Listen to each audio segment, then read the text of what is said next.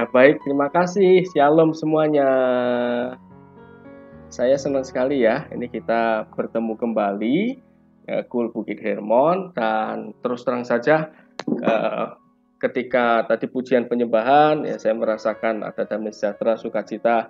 Artinya, pujian penyembahan di Bukit Hermon ini benar-benar menyenangkan hati Tuhan. Dan saya tadi terasa ya, ada sukacita. Saya yakin sekali Tuhan hadir. Baik, terima kasih. Minggu lalu saya tidak bisa hadir karena ada beberapa hal yang harus saya lakukan, karena saya juga keliling ke berbagai kul juga, seperti itu Bapak Ibu sekalian. Dan saya juga melihat bahwa Bapak Ibu semuanya ini setia ya, setia di dalam kul. Itu bagus sekali, karena kul ini sangat penting buat kita semuanya. Karena bagaimanapun kul ini adalah keluarga rohani kita. Nah, topik kita hari ini adalah keluarga pilihan Allah. Ya, nah, boleh diulang meskipun tetap di mute nggak apa-apa. Topik kita hari ini adalah apa? Tetap di mute nggak apa-apa. Keluarga pilihan Allah. Nah, Bapak Ibu sekalian, institusi atau boleh dibilang apa ya, organisasi yang pertama kali Tuhan bentuk adalah keluarga. Ya, bukan perusahaan, bukan organisasi apapun. Tapi yang pertama kali Tuhan bentuk di muka bumi ini adalah keluarga. Karena itu keluarga itu sangat penting buat kita semuanya. Yuk, mari kita buka sama-sama di dalam Kejadian 1 ayat 26 sampai 27. Ya, saya tunggu Bapak Ibu sekalian di dalam Kejadian 1 ayat 26 sampai 27.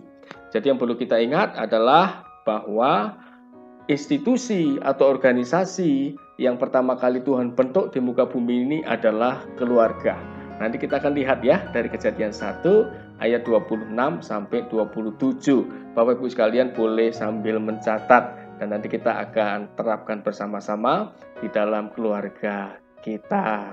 Nah, sambil saya tunggu, yuk saya akan baca buat Bapak Ibu semuanya Kejadian 1 ayat 26 sampai 27. Berfirmanlah Allah, baiklah kita menjadikan manusia menurut gambar dan rupa kita, supaya mereka berkuasa atas ikan-ikan di laut dan burung-burung di udara, dan atas ternak dan atas seluruh bumi, dan atas segala binatang melata yang merayap di bumi. Nah, ayat 27, ini fokus pembahasan kita. Maka, nah ini dia, Allah menciptakan manusia itu menurut gambarnya. Menurut gambar Allah, diciptakannya dia, laki-laki dan perempuan diciptakannya mereka. Nah, setelah Tuhan Allah mulai merapikan bumi, memisahkan gelap dari terang, lalu mulai menumbuhkan tumbuh-tumbuhan, lalu menciptakan hewan, ya. Lalu pada hari keberapa nih Tuhan menciptakan manusia? Hari keberapa? Hari ke-6 ya. Hari ke-6, betul ya? Hari ke-6, mari kita lihat. Hari keberapa? Ke-6 ya, setelah semuanya lengkap baru Tuhan menciptakan manusia. Nah, yang menarik di dalam ayat 27 ada kata maka, gitu ya. Nah, maka ini menyambung dari ayat 26. Tuhan ingin menciptakan manusia menurut gambar dan rupanya. Tujuannya supaya apa? Supaya mereka, yaitu manusia itu berkuasa atas ikan di laut, burung di udara, ternak seluruh bumi, binatang melata dan merayap di bumi. Tuhan punya rencana yang indah sebenarnya buat manusia, yaitu untuk memiliki hubungan yang dekat dengan Dia dan untuk menjadi wakil Allah, menjadi perwakilan atau gambar Allah di dunia ini. Ya, serupa dan segambar dengan Allah itu maksudnya seluruh makhluk itu kalau lihat manusia ciptaan Allah, mereka langsung tahu nih, wah ini kok kayak Tuhan ya, gitu loh, mirip-mirip Tuhan ya. Nah, untuk memenuhi hal itu, maka, nah di dalam ayat 27, maka Allah menciptakan manusia menurut gambarnya dan menurut gambar Allah diciptakannya dia, laki-laki dan perempuan diciptakannya mereka. Nah, ini siapa yang dimaksud ini? Laki-laki dan perempuan. Laki-lakinya siapa namanya? Adam, ya. Lalu perempuannya Hawa, gitu ya. Jadi Tuhan itu tidak menciptakan Adam dan Antok, gitu enggak ya. Jadi tidak ada diciptakan dia Adam dan Antok, gitu enggak ada ya. Makanya yang zaman sekarang ini kan masalah dengan LGBT ya, laki-laki suka sama laki-laki, perempuan suka sama perempuan, itu sudah menyalahi kodrat. Karena di awal Tuhan menciptakan Adam dan Hawa, bukan Adam dan Anto, gitu ya. Nah, kalau Bapak Ibu lihat, Tuhan menciptakan laki-laki dan perempuan. Laki-laki dan perempuan ini suami istri jadinya gitu. Ya, betul kan ya? Adam dan Hawa. Nah, suami istri itu disebut apa? Keluarga. Betul ya? Lalu kita lihat nih ayat 28. Nah, ingat, jadi institusi yang pertama Tuhan bentuk itu bukan organisasi apapun, termasuk bukan organisasi gereja yang kita tahu saat ini gitu loh Bapak Ibu. Ya, jadi awalnya Tuhan punya rencana yang indah, itu mulai dari mana? Keluarga. Nah, ayat 28 coba. Allah memberkati mereka. Nah, mereka itu keluarga kecil ini, keluarga Adam dan Hawa. Jadi kalau kita tarik, kalau kita analogikan dengan keluarga kita, Allah memberkati keluarga saya, gitu ya. Ya, amin. Ya, saya hitung sampai 3, ikuti kata-kata saya, tetap di mute nggak apa-apa. Ya, Allah memberkati keluarga saya. Amin. Ya, ya. Nah, lalu apa? Allah berfirman kepada mereka, beranak cuculah dan bertambah banyak. Beranak cucu dan bertambah banyak itu jelas lagi dia sudah mulai memiliki keturunan. Nah, ini disebut keluarga. Nah, ini makin luar biasa nih rencana Tuhan, ya. Tidak berhenti sampai di situ saja. Tuhan Allah membentuk keluarga, ini kita sebut sebagai keluarga Allah, keluarga pilihan Allah. Untuk apa? Beranak cucu dan bertambah banyak, bukan untuk beranak cucu dan bertambah banyak saja, tapi punya tujuan nih, gitu. Tujuannya untuk apa? Penuhilah bumi dan taklukkanlah itu. Berkuasalah atas ikan di laut dan burung-burung di udara dan atas segala binatang yang merayap di bumi. Jadi Tuhan punya rencana yang indah buat keluarga Adam dan Hawa ini. Dan rencana Tuhan itu tidak main-main. Rencana Tuhan itu untuk apa? Memenuhi bumi dan taklukkan. Untuk kemuliaan Tuhan, Bapak Ibu. Ya, jadi keluarga itu Tuhan akan pakai secara luar biasa pada awalnya seperti itu. Tetapi iblis itu tahu bahwa keluarga itu akan dipakai luar biasa oleh Tuhan. Iblis mulai melemahkan dengan cara apa? Keluarga pertama ini. Pertama yang dirusak itu keluarga. Bapak Ibu tahu, dosa pertama kali jatuh atau dialami manusia pertama kali sehingga dampaknya sampai sekarang, sampai akhirnya Tuhan Yesus akhirnya harus turun ke dalam dunia dan mengorbankan dirinya untuk kita, menebus kita. Dosa itu pertama kali jatuhnya mulai dari mana? Masuk di dalam keluarga Adam dan Hawa. Ya, mari kita baca di dalam Kejadian 3. Iblis tahu kalau keluarga Adam dan Hawa ini mengikuti perintah Tuhan dan tetap di jalurnya Tuhan, maka keluarga ini akan dipakai Tuhan luar biasa. Sehingga iblis mulai merusak keluarga ini. Sejak dulu polanya iblis sama, yang dia rusak keluarga. Sampai sekarang juga sama.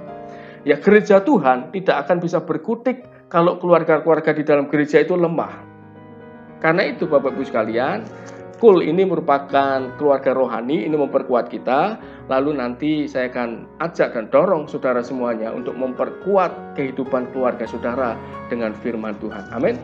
Saya akan bacakan, Bapak Ibu boleh catat di dalam Kejadian 3. Ini asal mula kejatuhan Adam dan Hawa. Adapun Kejadian 3 ayat 1 ya. Adapun ular ialah yang paling cerdik dari segala binatang di darat yang dijadikan oleh Tuhan Allah. Ular itu berkata kepada perempuan itu, tentulah Allah berfirman, semua pohon dalam taman ini jangan kamu makan buahnya, bukan? Nah, ini dia, ya. Padahal Tuhan bilangnya apa? Pesannya Tuhan apa kepada Adam? Mari kita baca sama-sama di dalam Kejadian 2 ayat 15. Bapak Ibu perhatikan, ini asal mula dosa jatuh di dalam dunia ini. Ya, Kejadian 2 ayat 15. Nah, ini ya. Bandingkan ya. Tuhan Allah mengambil manusia itu dan menempatkannya dalam Taman Eden untuk mengusahakan dan memelihara taman itu. Lalu Tuhan Allah memberi perintah ini kepada manusia. semua pohon dalam taman ini boleh kau makan buahnya dengan bebas. Perhatikan. Kalau di dalam Kejadian 3 ayat 1 itu ular ya atau iblis itu dia berbicara kepada Hawa, ngomongnya gimana? Nih, semua pohon, coba Bapak Ibu bandingkan ya. Semua pohon dalam taman ini jangan kamu makan buahnya. Beda nggak? Beda ya. Ya, kalau yang Tuhan ngomongnya gimana? Semua pohon dalam taman ini boleh kamu makan. Betul? Tapi iblis memutarbalikkan dengan firman Tuhan. Semua pohon dalam taman ini jangan kamu makan buahnya.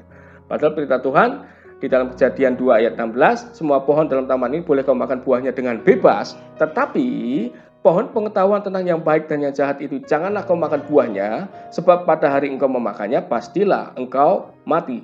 Tuhan bilangnya apa? Semua boleh, tetapi Tuhan memberikan satu larangan ini. Ini buat ujian buat Adam, ya. Pohon pengetahuan tentang yang baik dan yang jahat janganlah kau makan buahnya. Itu saja larangannya. Semua boleh. Nah, ceritanya di dalam ayat 3, ya, itu Hawa sedang sendirian. Dia tidak sedang bersama-sama dengan Adam. Ya. Lalu ular bilang apa? Penjelmaan dari iblis, tentulah Allah berfirman semua pohon dalam taman ini jangan kau makan buahnya, bukan? Ayat 2. Lalu sahut perempuan itu kepada ular itu, buah pohon-pohonan dalam taman ini boleh kami makan. Ya, sampai sini masih betul ya jawaban Hawa ya. Tetapi tentang buah pohon yang ada di tengah-tengah taman, Allah berfirman, jangan kamu makan atau raba buah itu, nanti kamu mati. Ya, ini masih oke lah ya. Cuman ada tambahan ya. Hawa nambahin apa? Jangan kau makan atau raba. Nah, sudah mulai ditambah-tambahin ini firmannya ya. Pastilah engkau mati. Nah, lalu ular ayat 4 baca. Iblis bilang apa? Ular itu berkata kepada perempuan itu, sekali-kali kamu tidak akan mati. Nah, perhatikan. Kerjaan iblis apa? Memutarbalikkan firman Tuhan. Ya, ini ingat loh, Hawa sedang sendirian, tidak bersama suaminya, tidak bersama Adam. Ya, oke. Perhatikan ayat 5. Tetapi, nah ini iblis bilang nih, kamu sekali-sekali tidak akan mati. Tetapi Allah mengetahui bahwa pada waktu kamu memakannya, nah itu dia, matamu akan terbuka.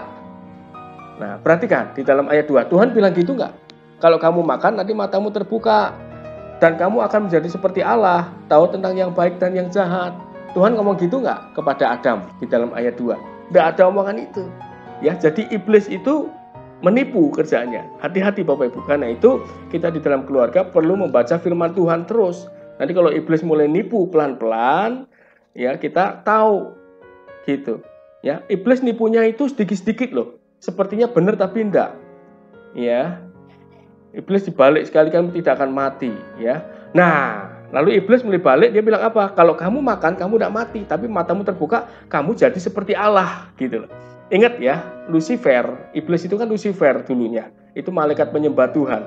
Dia jatuh, dia dibuang Tuhan karena dia apa? Menyombongkan diri. Dia pengen seperti Allah. Inilah yang dia ajarkan pada Hawa. Dia tahu dia jatuh karena pengen seperti Allah. Oleh karena itu dia mulai iming-imingin gitu loh. Tahu ya, iming-imingin itu apa ya? Ya membuat Hawa itu kepengen gitu loh. Ya dia pikir kalau dia gituin sama, biar Hawa jatuh juga, maksudnya gitu loh. Sama, biar Hawa manusia itu sama seperti iblis jatuh gitu. Jadi seperti Allah. Nah, pas dia omongin gitu, yang Hawa lakukan apa? Perhatikan ayat 6. Perempuan itu melihat bahwa buah pohon itu baik untuk dimakan. Akhirnya gitu kan, dia bilang baik dan sedap kelihatannya, ya kayaknya baik dan dilihat tuh enak. Nah, hati-hati ya. Lagi pula pohon itu menarik hati karena memberi pengertian. Nah, ayo, Hawa tahu dari mana kalau buah itu memberi pengertian? Yang ngomong siapa?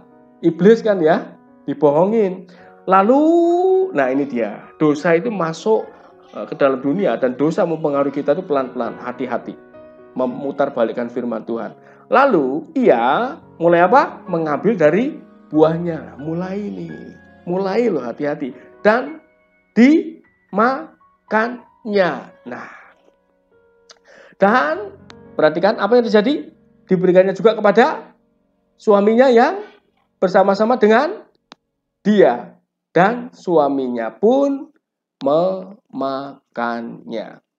Nah, Bapak Ibu perhatikan. Di dalam Kejadian 2 ayat 15 dan 16 ini, perhatikan Kejadian 2 ayat 16, itu Tuhan ngomongnya sama siapa?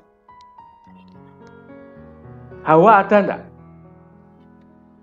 Enggak ada. Ya. Kalau Bapak Ibu perhatikan, Hawa itu baru diciptakan di dalam ayat ini. Di dalam ayat 21. Coba Kejadian 2 ayat 21, coba dilihat ya. Kejadian 2 ayat 21. Lalu Tuhan Allah membuat manusia itu tidur nyenyak. Ketika ia tidur, Tuhan Allah mengambil salah satu rusuk daripadanya lalu menutup itu dengan daging. Ayat 22. Dan dari rusuk itu diambil Tuhan Allah dari manusia itu, dibangunnyalah seorang perempuan. Ya, jadi Tuhan itu pesannya cuma sama Adam waktu itu.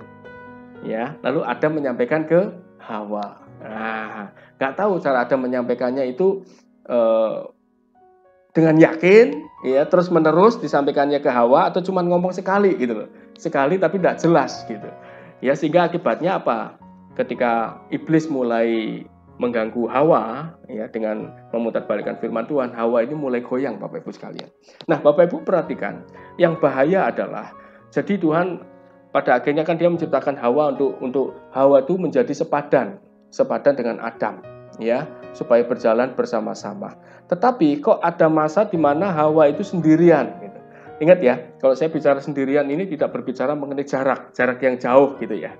Ya, tidak bicara tempat. Ya, tapi ini sedang berbicara mengenai keterhubungan gitu, komunikasi gitu. Waktu itu Adam sama Hawa itu komunikasinya terputus mungkin boleh dibilang. Sehingga Hawa itu sendirian, sedangkan yang dengar firman Tuhan langsung itu Adam.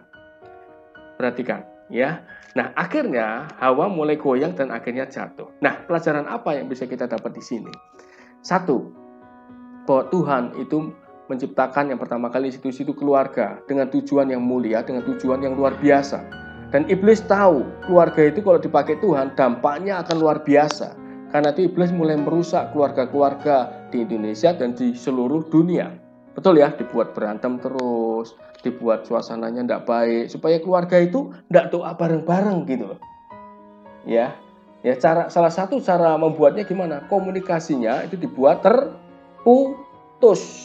Ya, komunikasi mengenai firman Tuhan, mengenai kehidupan sehari-hari. Jadi pelajaran pertama Bapak Ibu, meskipun jarak kita jauh, tetap kita bisa video call, bisa telepon, dan dorongan dari saya, meskipun istri atau suami sedang jauh maupun ada di tempat di dekat kita, yang kita lakukan adalah doa bersama. Mau setiap pagi boleh, mau setiap malam boleh. Yuk doa, doa sebentar aja. Terus baca firman juga boleh. Yuk kita baca firman sama-sama. Misalnya BRF atau baca firman sama-sama boleh. Ya, jadi supaya connect gitu komunikasinya. Ya.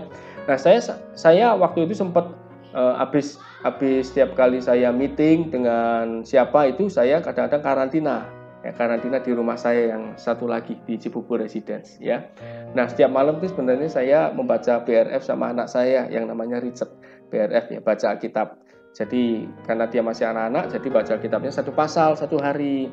Tapi baca firmannya bagi dua. Misalnya ada 20 ayat, berarti Richard baca 10 ayat pertama, saya baca 10 ayat yang kedua. Nah, saya sudah beberapa kali karantina karena habis ketemu orang-orang lain ya, ketemu klien dan lain sebagainya. Saya ketika karantina karena tempatnya jauh, membaca BRF-nya gimana? Tetap jalan.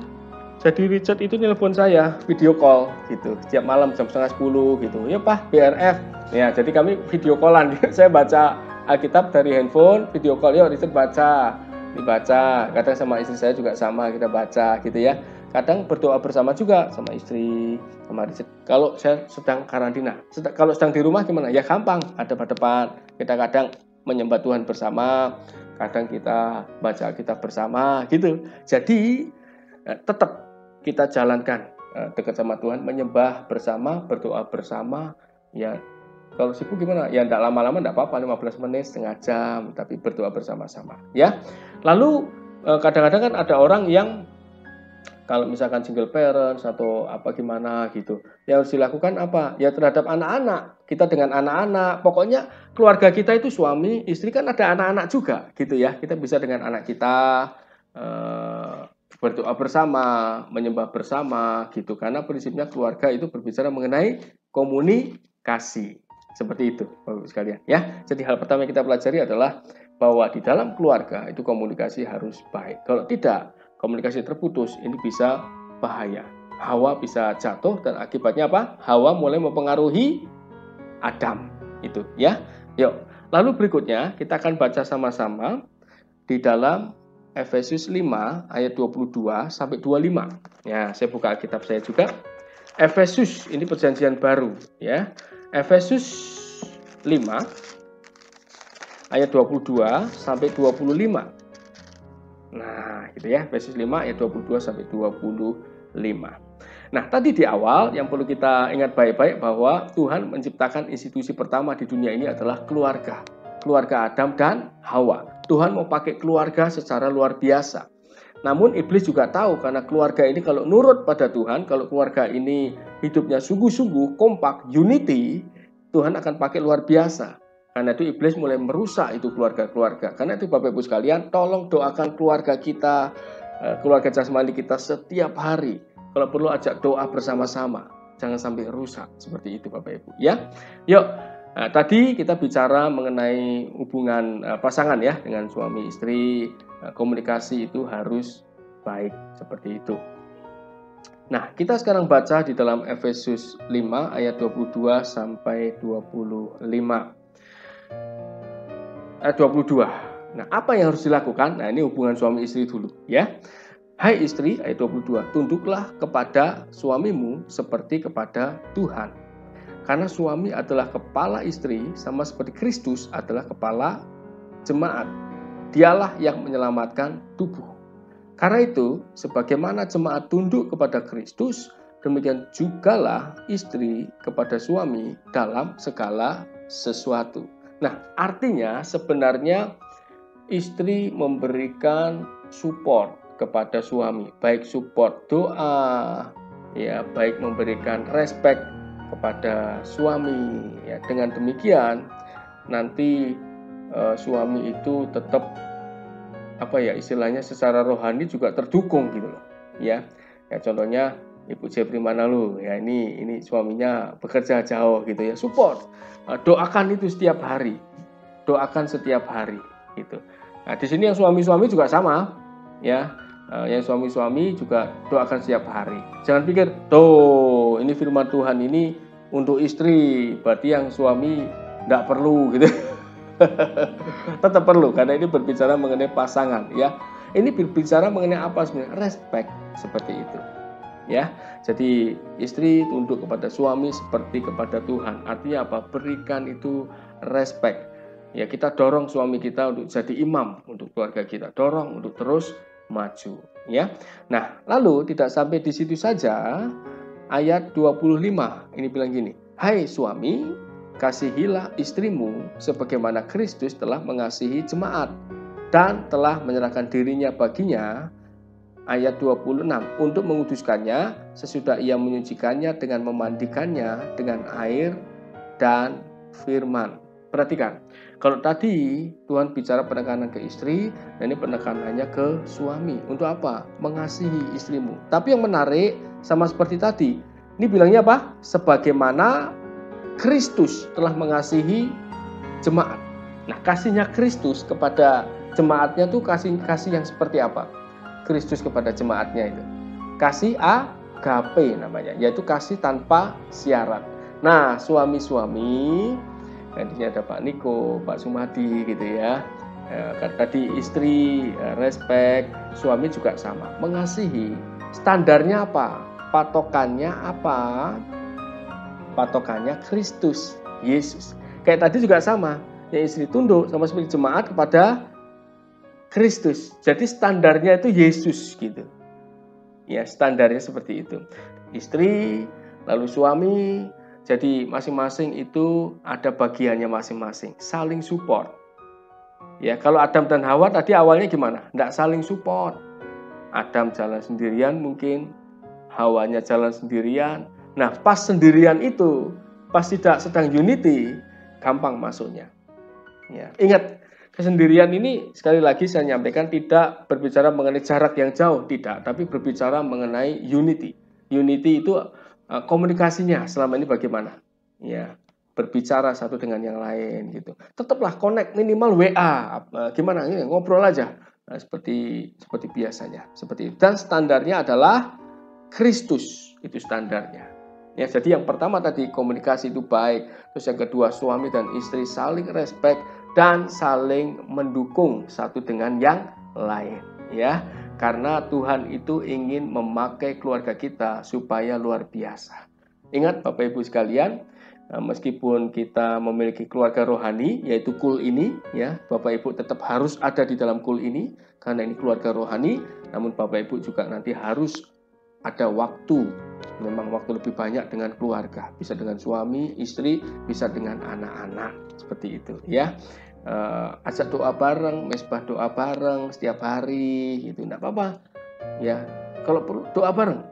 Kalau sedang di luar kota gimana Pak? Bisa WA call, bisa video call, seperti itu. Itu namanya mesbah keluarga dan Tuhan suka akan hal itu, gitu, ya. Oke, nah tadi suami istri. Nah, sekarang kita lihat bagaimana hubungan antara orang tua dan anak.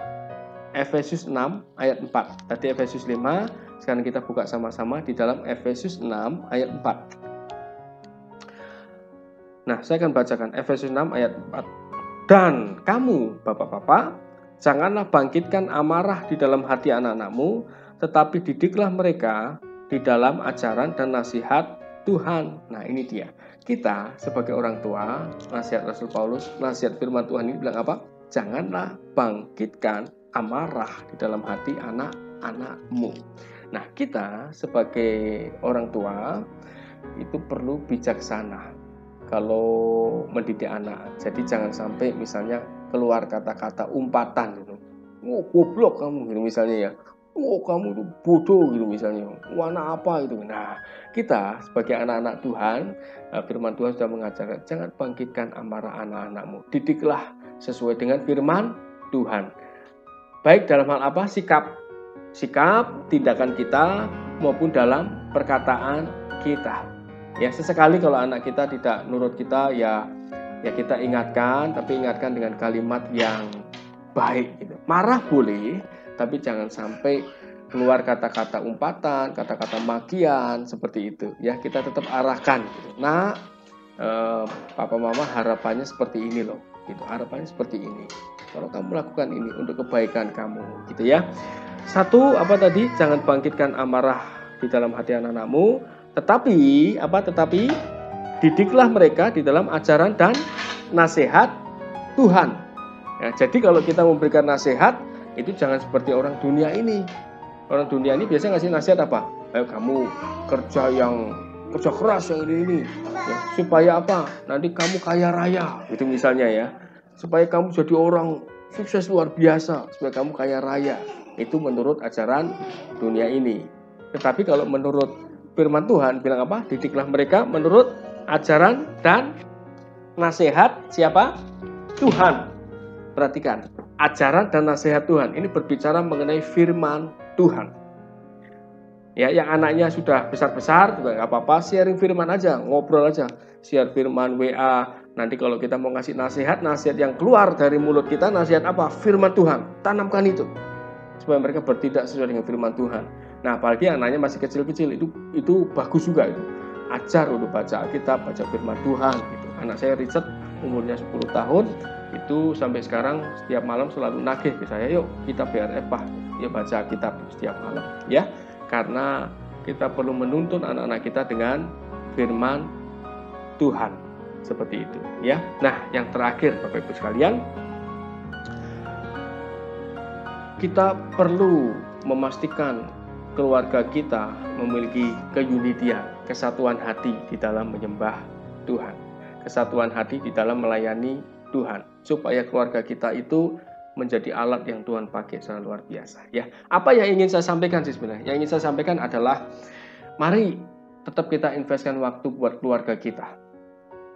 Gitu. Karena itu Bapak Ibu sekalian, saya open deh, saya terbuka sama Bapak Ibu sekalian. Meskipun saya ini Kabidkul dan saya wakil gembala di gereja kita ya, saya wakil gembala di GBI Lentera.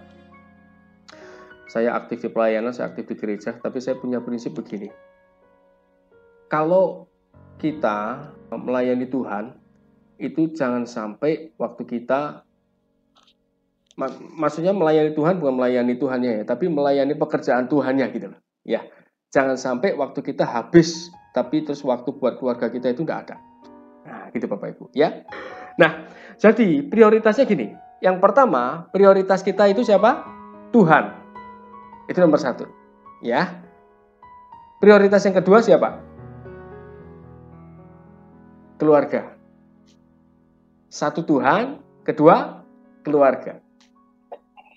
Prioritas yang ketiga siapa? Pekerjaan. Ya. Prioritas yang keempat apa? Pelayanan. Nah, ya. Bedakan antara pelayanan dengan melayani Tuhan, beda. Melayani Tuhan itu setiap hari, setiap saat. Amin.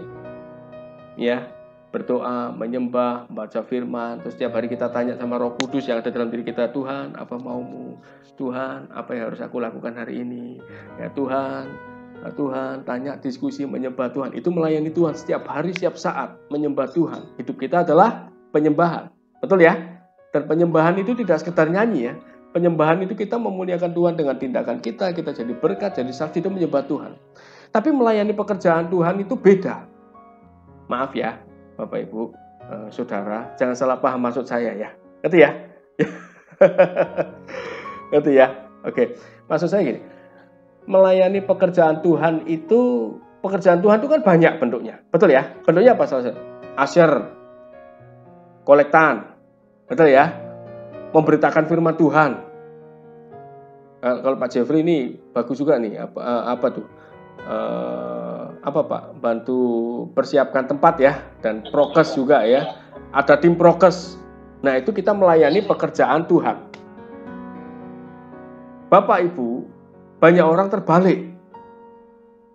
Melayani pekerjaan Tuhan prioritas utama. Tuhannya terakhir. Nah Tuhan tidak berkenan. Betul ya? Nah, itu Bapak Ibu. Atau ada juga orang yang aktif melayani Tuhan, sibuk sana, sibuk sini, sampai keluarganya tidak keurus. Ada nggak? Ada. Bapak Ibu, mungkin di antara beberapa istilahnya itu pengerja atau pengurus gereja, saya mungkin tergolong antik kalau Bapak Ibu perhatikan. Antik dan orang lihat, ini orang niat pelayanan apa enggak sih, gitu loh sebenarnya. Tapi saya mau bilang gini loh, kalau toh kita bikin program-program gereja, jangan sampai waktu kita dan waktu pengerja itu habis di situ, tapi tidak ada waktu buat keluarga. Bisa saja saya bikin program sebenarnya Senin doa malam, Selasa doa malam banget, Rebo doa malam sekali, Kamis doa tengah malam, Jumat doa pagi, Sabtu rundo, Minggu ibadah. Jadi setiap hari itu pulang ke rumah, habis kerja langsung nyusul pelayanan, pulang ke rumah jam 10. Suami istrinya sudah tidur. Nah, itu Bapak Ibu ya. Nah, oleh karena itu, karena saya punya prinsip gini. Keluarga itu sebuah gereja kecil. Tuhan bekerja melalui keluarga kita. Banyak keluarga pelayan Tuhan atau hamba-hamba Tuhan tuh yang akhirnya hancur berantakan karena prioritasnya kebalik Bapak Ibu. Tapi saya ngomong gini jangan sampai besok, lah ini Pak Gembala Niko mana ini? Pak Sumadi mana ini? Bu Endang, Ko Jeffrey, Bu Jeffrey mana lu nggak pernah nongol lagi nih? Kata Pak Heri, prioritas keluarga Pak. Dan gimana? Ya di rumah semua Pak. Terus besok, mana nih kulnya? Pak, udah 3 bulan nggak kul? Iya Pak. Kata Pak Heri, kita ini keluarga semua Pak, keluarga. Bukan begitu maksud saya ya. Bisa dipahami ya. Maksud saya prioritas. Prioritas gitu. Jadi ya, jadi yang pertama apa? Tuhan. Lalu yang kedua, keluarga. Yang ketiga pekerjaan. Yang keempat, apa itu? Melayani pekerjaan Tuhan. Nah, tentu kesehatan ya ini ada di itulah kan Tuhan. Terus apa? Keluarga. Terus ya ini ada kesehatan, macam ini ada di sinilah gitu ya. Ada kalau kita buat berarti apa nih? Misalnya Tuhan, keluarga, kesehatan, pekerjaan, melayani pekerjaan Tuhan. Nah, gitu ya. Ya. Karena ada orang-orang juga Bapak Ibu, pekerjaannya itu terlalu luar biasa. Cari uangnya itu ya, mati-matian gitu sampai akhirnya jarang sekali ketemu keluarga. Jarang sekali gitu. Ya karena itu Bapak Ibu ya memang kalau toh memang jarang ketemu keluarga, jarangnya itu betul-betul nggak pernah telepon, nggak pernah video call gitu loh. Gitu ya. Jadi meskipun jaraknya jauh, tetapi hubungan koneksi itu tetap jalan, video call, teleponan gitu. Saya waktu itu juga pernah Bapak Ibu, saya memberikan pelatihan di Surabaya, pelatihan 10 hari tidak pulang-pulang saya, nginep di hotel terus di Surabaya. Pernah, sering dulu ya. Tapi sama keluarga gimana? Lewat video call ya atau lewat WA call gitu. Ya, Bapak Ibu sekalian. Nah, bagaimana dengan hubungan kita dengan anak-anak kita yang barangkali sudah bekerja, sudah besar, tetap calling, tetap telepon, seperti itu, Bapak Ibu sekalian. Ya, gembala kita, Pastor Agung juga pernah bilang sama saya, Pastor Heri, urutannya itu prioritas pokoknya Tuhan nomor 1, keluarga nomor 3, melayani pekerjaan Tuhan itu nomor 5 lah, gitu. Pak Agung ngomong gitu, gembala ngomong gitu, Pak Gembala kita. Dan saya setuju, sama pemikiran saya gitu. Ingat Bapak Ibu, jangan dibalik ya. Artinya, oh berarti tidak penting loh pelayanan Tuhan, tidak penting. Bukan gitu. Tetap kita layani dengan baik tugas-tugas kita selama ini, ya. Nah, tetap, tapi keluarga tetap harus diperhatikan, ya. Nah, Bapak Ibu sekalian, karena itu, tapi kalau misalkan ingin bergabung di doa pagi, boleh kita setiap hari itu jam 5 ya, Pak Niko ya. Jam 5 itu ada namanya morning worship jam 5 pagi. Nanti linknya boleh dibagikan Pak Niko. Bagus sekali.